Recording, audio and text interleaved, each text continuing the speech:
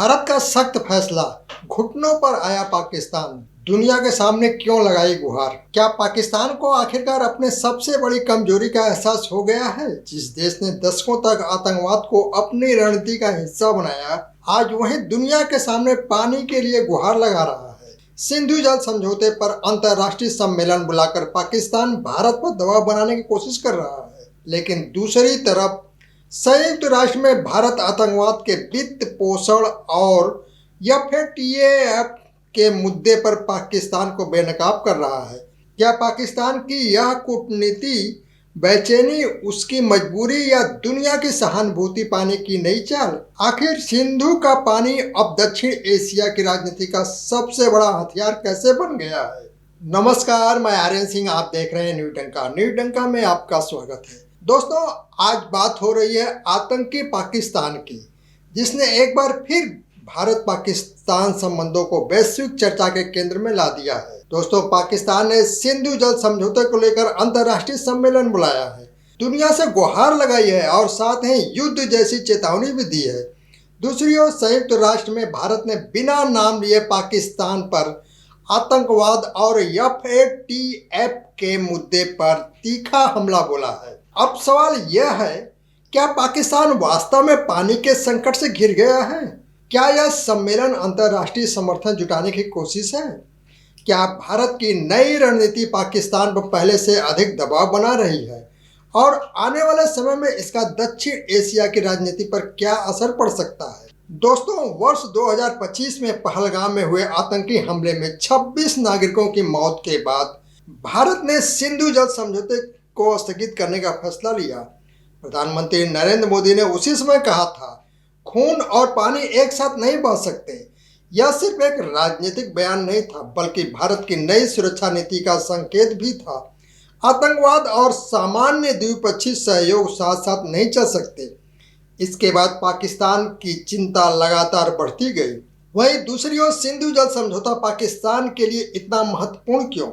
पाकिस्तान की लगभग पूरी कृषि व्यवस्था सिंधु नदी प्रणाली पर निर्भर करती है।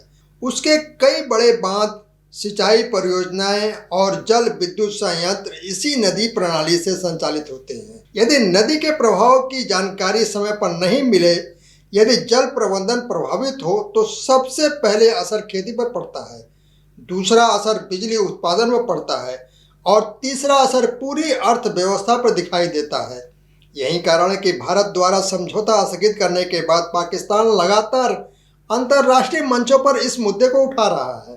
दोस्तों, पाकिस्तान ने अंतर्राष्ट्रीय विशेषज्ञों को बुलाकर यह संदेश देने की कोशिश की है कि भारत अंतर्राष्ट्रीय व्यवस्था को कमजोर कर रहा है। पाकिस्तान के उप प्रधानमंत्री इसाक डार ने कहा, जल को हथियार नहीं बनाया जाना चाहिए। बिलावल भुट्टो ने कहा, यह समझौता पाकिस्तान पर कोई एहसान नहीं था। और कुछ नेताओं ने यहाँ तक कह दिया कि यदि यह समझौता खत्म हुआ तो वैश्विक व्यवस्था ही खतरे में पड़ जाएगी।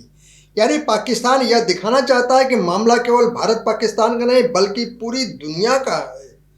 लेकिन भारत का तर्क क्या है?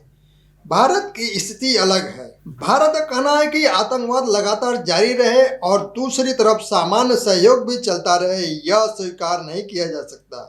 भारत ने समझौते को अस्थायी रूप से समाप्त नहीं बल्कि स्थगित किया है। भारत लगातार यह संदेश देता रहा कि आतंकवाद और विश्वास साथ साथ नहीं चल सकते। सम्मेलन के दौरान पाकिस्तान के कुछ नेताओं ने युद्ध जैसे बातें कही, लेकिन यहाँ राजनीति और वास्तविक सैन्य क्षमता के बीच फर्क समझना जरूरी है। दोनों देश परमाणु शक्ति संपन्न हैं।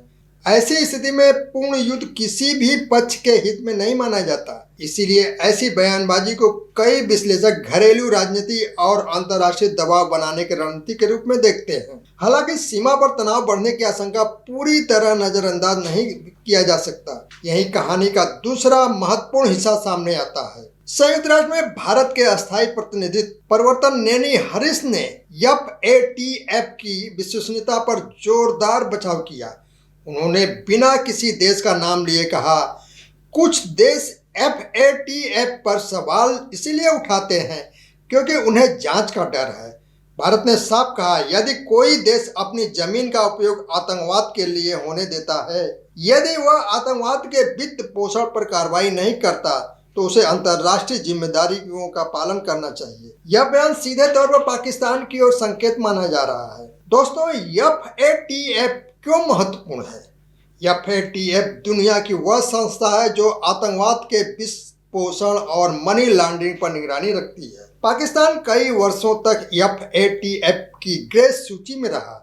ग्रे सूची में आने का मतलब विदेशी निवेश प्रभावित होना, वैश्विक वित्तीय संस्थाओं का भरोसा कम होना और आर्थिक दबाव बढ़ाना। भारत का संदेश स्पष्ट था, राजनीतिक भाषण देने से बेहतर है कि आतंकवाद के खिलाफ ठोस कार्रवाई की जाए। यदि पिछले कुछ वर्षों को देखें तो भारत की नीति में स्पष्ट बदलाव दिखाई देता है। पहले आतंकवादी घटना होती थी, फिर बातचीत होती थी, फिर तनाव कम करने की कोशिश होती थी, लेकिन अब नीति अलग दिख रही है। पहले सर्जिकल स्ट्राइक, फिर एयर स्ट्राइक, फिर आर्थिक दबाव, अब जल्द समझौते को स्थगित करना और अंतर्राष्ट्रीय मंचों पर आतंकवाद के मुद्दे को लगातार उठाना, यानी सुरक्षा, कूटनीतिक और आर्थिक दबाव तीनों मंचों पर समानांतर रणनीति दिखाई देती है। क्या दुनिया पाकिस्तान के साथ खड़ी होगी? यही सबसे बड़ा सवाल। दोस्तों, यदि पाकिस्तान केवल पानी के मुद्दे को उठाता है तो कुछ देशों की सहानुभूति मिल सकती है, लेकिन यदि उसी समय आतंकवाद का मुद्दा भी सामने आता है तो पाकिस्तान की स्थिति कमजोर पड़ सकती है, क्योंकि अधिकांश देश आतंकवाद के खिलाफ सख्त रुख अपनाने की बात करते हैं। आगे क्या हो सकता है? दोस्तों, आने वाले समय में 3 संभावनाएं दिखाई देती हैं। पहला है, दोनों देशों के बीच किसी प्रकार की तकनीकी बातचीत शुरू हो। दूसरा, मामला अंतर्राष्ट्रीय मंचों पर और अधिक उठाया जाए।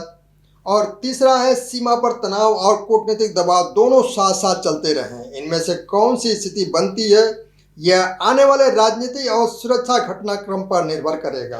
दोस्तों, सिंधु जल समझौता केवल पानी का मामला नहीं रह गया है। यह अब सुरक्षा, आतंकवाद, कूटनीति, अंतर्राष्ट्रीय कानून और दक्षिण एशिया की राजनीति का हिस्सा बन चुका है।